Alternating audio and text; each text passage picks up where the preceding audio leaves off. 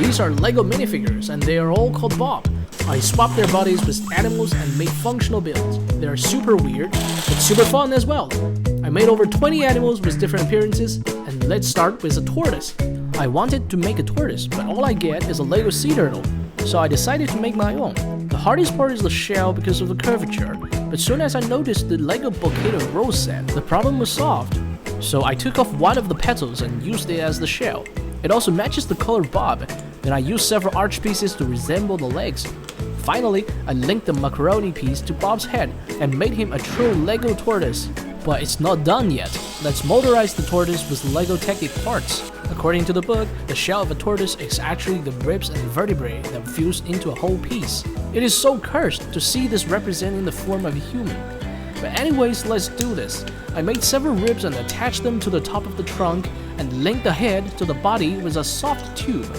So bouncy. The arms and legs are so short but sturdy, which are similar to the legs of a tortoise. Power it up and the tortoise Bob walks perfectly and faster than the real one. Currently, I haven't made Bob's neck retractable, but I think I'll figure it out in the future. And don't flip the tortoise because Lego can flip itself over. Next, let's make a sloth. Sloths are extremely slow. When crawling on the ground, they can only move 3 meters per minute. You see, very lazy. But hanging on the branches, they are extremely stable. So I built a somewhat tree branch for the sloth Bob, and let's see how it moves. Because I used rubber pieces, the sloth was able to hold on the branch firmly. They actually spend 90% of their time motionless and sleep almost 10 hours per day. Glad that Bob is made of Lego bricks, or this demonstration will take forever. When you look at the minifigure Bob, you'll notice that it doesn't have a nose. Actually, most of the minifigs are noseless, except for Pinocchio and the Simpsons. You can, however, put an elephant head on Bob, which makes him an elephant. The trunk of an elephant is truly amazing, and it can do so many things. Likewise, I made a cursed elephant Bob. It has big ears and tusks, but its trunk is the true essence. I used this gear transmission, so when you turn the gears at the back, the whole chain of gears rotate and resulting in the trunk curling clockwise or anti-clockwise. Let's replace the head of the Bob figure with the elephant head. The mechanism is so smooth that it could actually function as a real elephant trunk, so let's test it with a tree. By turning the knob, my Lego trunk curls inwards to lift the tree. However, an elephant's trunk can actually lift logs weighing more than 300 kilograms. What else do you think I can do with this mechanism? Maybe a scorpion? I continued my weird creations. This one is a strange kind of mammal. It has big ears for echolocation, and its finger digits are terribly long to support wings. Yes, this is a bat. But our Batman Bob still needs wings, so I cropped some black cloth and fixed it on the arms and fingers. Now with the wings it looks just like a bat, the only mammal that can actually fly. Hey man, have you seen my friend? His name is Bruce. I think he resembles more of a bat than I do. Yeah, I'm gonna like this video and subscribe. Now let's talk about the frogs. Lego frogs come in 2 colors, but I have a Pepe frog for my minifigure. Feels good, man. To become a frog, you need to grow much bigger feet and elongated ankle bones, which is gross. Our goal, however, is to turn Bob into a frog. As you can see, this frog Bob has the same color as the minifigure, and the hind legs are optimized for jumping. It actually bounces off the ground.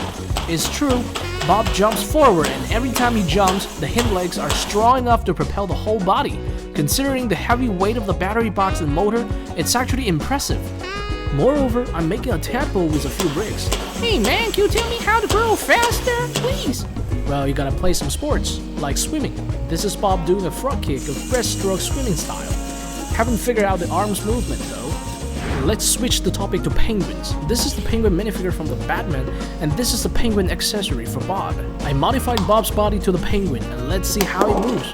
First, let's get him a larger head. Turn on the motor, and he waddles like a real penguin does. The wings have turned into flippers, and I designed a pair of short but wide feet for him. Let me remove the shell so you can get a closer look. Battery box, motor, worm gear, and the 2 feet.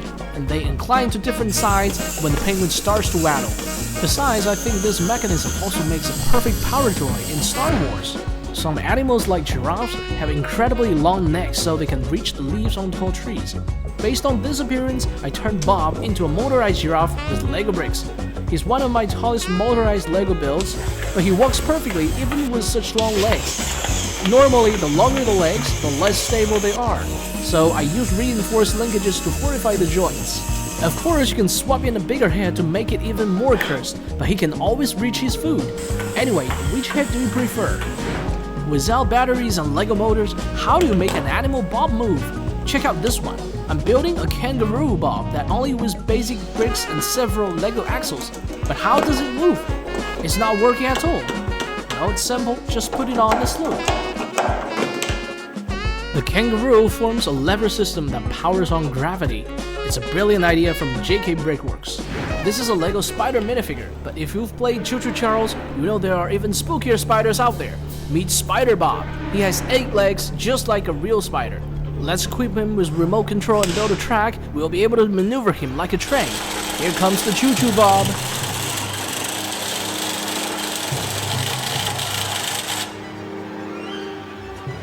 There's a kind of fish called the Lfish. They can breathe air and have filament-like fins. I replaced Bob's limbs with macaroni pieces, and now he looks just like a Lfish. Did you know the Lfish are extremely long-lived? They can live up to 90 years old.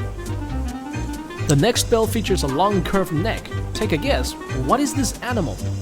Getting back to human, the Bob minifigure is lack of multiple joints, so I make some adjustments to the medium-sized figure. Now he is capable of doing more postures and even sports. Doing some sit-ups? No problem. Hold the plank? Sure, but remember to lower your hips. Crabs are delicious. No, I mean crabs have a pair of claws and 4 pairs of walking legs, of which 1 pair are swimming legs for some species. I turn Bob into a crab, and he walks sideways with his 6 walking legs. Very stable, and the design is very human. Speaking of crocodiles, I've got this crocodile accessory for Bob, and it's actually very similar to the crocodile figure, but this one made with a brick separator is so cute. Crocodiles have some of the strongest jaws in the animal kingdom, with bite forces 17 times stronger than human. The jaw is designed to be triggered by the axle on Crocodile Bob's body.